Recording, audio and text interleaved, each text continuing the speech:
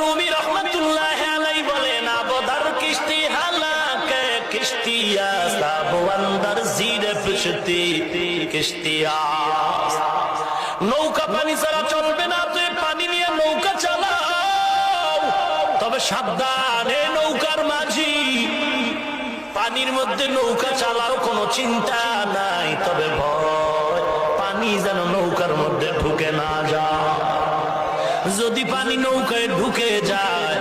মাঝি তুইও শেষ নৌকাও শেষ ও দুনিয়াওয়ালা ভাই দুনিয়ার লাইনে তুমি চলবা আখিরাতের ইবাদতের জন্য তবে দুনিয়া ছাড়া ইবাদত করার কায়দা নাই তবে খবরদার দুনিয়া যেন তোমারে গ্রাস করে না নেয় এজন্যই বান্দা আল্লাহ ওয়ালার সোহবতের দরকার